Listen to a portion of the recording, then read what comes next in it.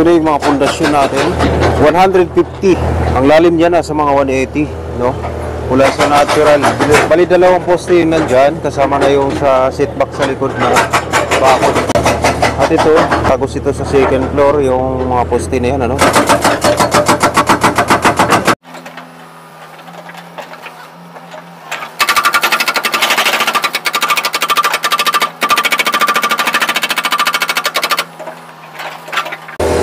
Ang babaw ng adobe. Adobe na agad. 1 meter lang. Kaya maganda. Maganda ang ano, pundasyon.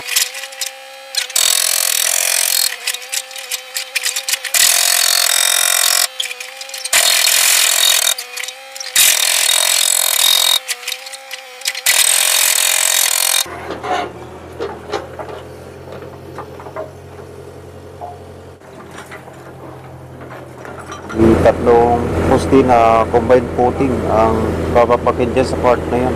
Magkakalapit na lang yung poste kasi dyan. Okay. Ayan, yan. Isang butas lang yan, punta dito. Nakalagpas lang ng engineer na 50.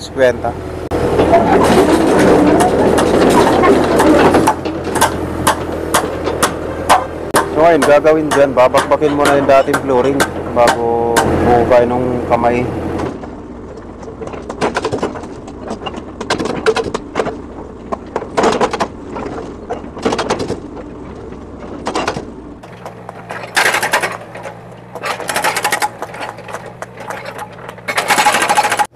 Ito yung gagawin natin buliga dito, tambakan ng mga semento. Yung sa part na yan, sa taas, yun yung barracks ng mga tao.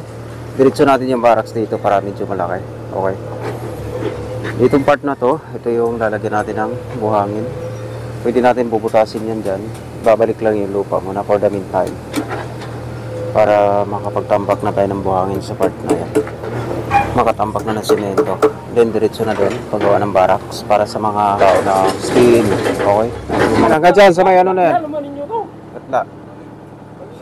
Tungtungan lang yan. Sige, tama yan. Sige.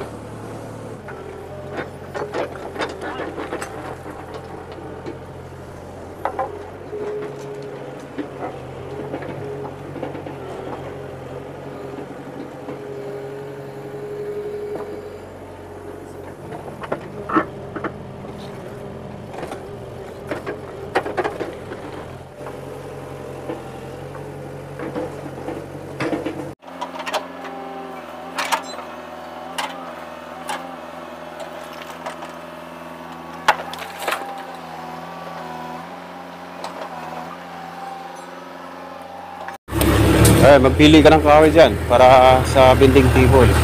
Ito medyo malapad to. Kunin mo na doon. Kunin mo na yung building table. Dali mo dito para maano natin. Sting. Nandito na yung mga rebar natin mga tol. 16mm dahil 2-story lang to. So 16mm at yung panganilyo natin yan. Dito yung gagamitin natin sa mga member ng poste.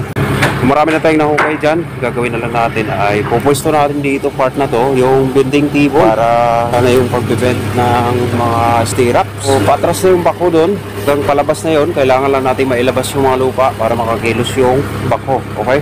So hindi na babalik dito yung bako sa part na ito. Dahil okay na siya dito, nakahukay na siya. Okay? Trim na lang yung mga hukay na yan, pwede na natin hulugan na mga poste yan. Bubuhusan na natin yung mga pundasyon. Okay? Ayan, tumutulong na si Engineer Rio, masipag ni Engineer Rio. Lagay na rin tayo ng CR dyan para sa mga worker, okay? Grabe yung kamay ng bako, antika.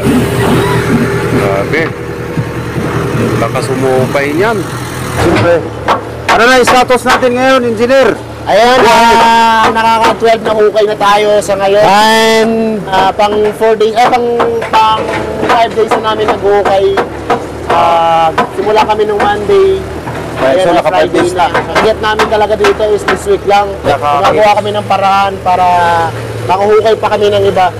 Ayun, nilipat lang namin yung mga lupa na yan para itong part na to is mahuhukay namin. Ayun lang yung paraan na ginagawa namin dito. Sa ngayon, anong kalagayan natin dyan? Nakadikit na tayo. Ito, nakadikit. Pinabawasan ko dahil baka may possible na bumaba yung kabila doon. Mabigat pala yung lupa, kaya kailangan natin Bagusan ng bigatan. Tumagos yung lupa sa kabilang bahay. Baka may natulog pa doon. Kami nagtulog pa doon. Malibing sa di oras. Shout out ka sa mga kasama natin. Shout out sa mga kasama ko dyan, yung mga architects, engineers. Shout out sa inyo lahat. Ayun lang, pagbutihin nyo lalo yung pag-ano nyo, pagtatrabaho nyo. Galingin nyo lagi. Higit sa lahat, manalig sa Diyos. Ako lang. Yan. Hey Ma'am Jo, ayaw mo i-shout out si Ma'am Jo. Ma'am Jo. So yung part na yun, meron tayong ilalagay doon na fabrication sa part na yun. Okay? Doon magmula yung fabrication natin habang naghuhukay pa dito ng patapos. Lalabas na yung bako dito sa part na to. Okay? Kaya hindi pa tayo makalagay ng mga buhangin ngayon, kundi patuloy pa yung paghukay natin. Para paglabas ng bako na yan, maglalagay na tayo ng buhangin dito sa part na ito. So sa kalukuyan, inaayos natin yung barracks na to para doon sa mga worker na mga stay-in. Karamihan kasi sa mga worker natin, mga stay-in. Yan mga tol, shout out sa lahat mga tol.